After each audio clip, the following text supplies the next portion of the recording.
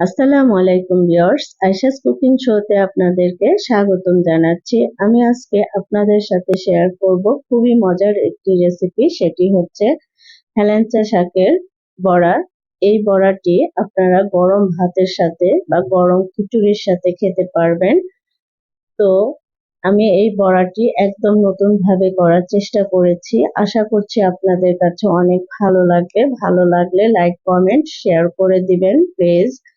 তো ভিউয়ার্স, তাহলে চলুন রান্নাটি শুরু করি। তার আগে আমার চ্যানেলে যারা নতুন আছেন প্লিজ সাবস্ক্রাইব করে পাশে থাকবেন, আর যারা সাবস্ক্রাইব করেছেন অসংখ্য ধন্যবাদ। তো চলুন রান্নাটি শুরু করি। আমি প্রথমে একটি প্লেটে শাক নিয়েছি। এখানে শাক আপনাদের ইচ্ছা অনুযায়ী নেবেন। তো আমি হেলাঞ্চের শাক নিয়েছি। এই শাক ভালোভাবে ধুয়ে নিব, ধুয়ে কুচি করে নিব। এরপরে আমি একটা বাটিতে 1.5 কাপ বুটের ডাল বাটা নিয়েছি। আপনারা মসুরের ডাল নিতে পারেন, যে কোনো ডাল নিতে পারেন। তো আমি এখানে 1.5 কাপ নিয়েছি। 1 টেবিল চামচ কাঁচা মরিচ কুচি দিচ্ছি। তারপরে হাফ কাপের মতো পেঁয়াজ কুচি দিচ্ছি এবং স্বাদ মতো লবণ দিয়ে দিচ্ছি। 1 চা চামচ রসুন বাটা দিলাম, হাফ টি স্পুন আদা বাটা দিলাম, তারপরে দিয়ে দিলাম 1 চা চামচ ধনিয়া গুঁড়া এবং দিয়ে দিচ্ছি 1 চা চামচ হলুদের গুঁড়া। তারপরে দিচ্ছি জিরা গুঁড়া হাফ টি স্পুন এবং 1 চা চামচ মরিচের গুঁড়া দিচ্ছি। আপনারা ঝাল অনুযায়ী আপনাদের ইচ্ছা মতো মরিচের গুঁড়া দিয়ে দিবেন এবং দিয়ে দিচ্ছি সেই শাক আমি ধুয়ে কুচি করে নিয়েছি। দেখুন, এটা এখন এই ডালের ভিতরে দিয়ে দিচ্ছি।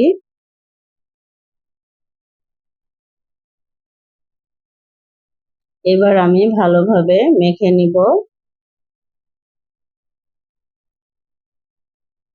অল্প কিছুক্ষণ মাখার পরে আমি হাফ কাপ ময়দা দিলাম।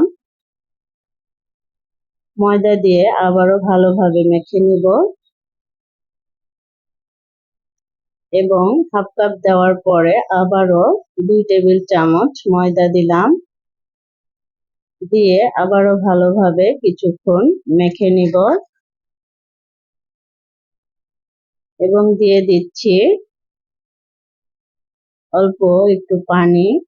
পানি না দিলে আপনার এই ডাল শুকনা শুকনা হবে, বড়া হবে না।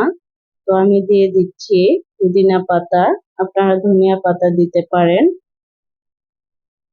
পুদিনা পাতা দেওয়ার পরে আবারও আমি ভালোভাবে মেখে নিচ্ছি। আপনাদের কাছে যদি বেশি শুকনা শুকনা মনে হয় তাহলে আবারও একটু পানি দিয়ে নেবেন।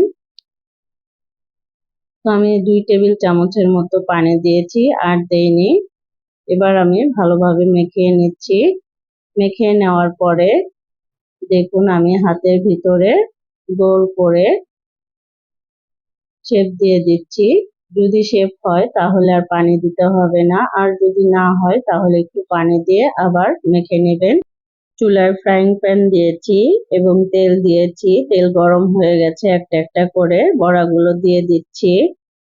এবার মিডিয়াম হিটে এই বড়াগুলো ভেজে নিব। বড়াগুলোর এক সাইডটা হয়ে গেছে, আমি উল্টিয়ে দিচ্ছি। বারে বারে উল্টিয়ে দিয়ে আমি এই বড়াগুলো ভেজে নিব।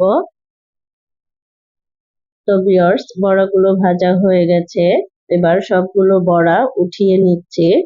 তো ভিউয়ার্স, আমার চ্যানেলে আরো বড়ার রেসিপি আছে, আপনারা চাইলে দেখে আসতে পারেন। তো ভিউয়ার্স, আমার বড়া হয়ে গেছে। এবার আমি পরিবেশন করে দেখিয়ে দিচ্ছি যে বড়াগুলো কেমন হয়েছে। দেখুন, মাশাআল্লাহ, বড়াগুলো অনেক ক্রিস্পি হয়েছে, মুচমুচে হয়েছে। দেখুন বড়াগুলো কেমন হয়েছে প্লিজ কমেন্ট বক্সে জানাবেন, জানালে খুশি হব। তো ভিউয়ার্স, আমি একটা বড়া ভেঙে দেখিয়ে দিচ্ছি। এই বড়াগুলো আপনারা গরম ভাতের সাথে এবং খিচুড়ির সাথে বা এমনিও সস দিয়ে খেতে পারেন, দেখবেন অনেক ভালো লাগবে। তো ভিউয়ার্স, আমার চ্যানেলে যারা নতুন আছেন প্লিজ সাবস্ক্রাইব করে পাশে থাকবেন, আমার ভিডিওগুলো বেশি বেশি শেয়ার করে দিবেন। তো আজকের মতো এখানেই বিদায় নিচ্ছি। আসসালামু আলাইকুম, আল্লাহ হাফেজ।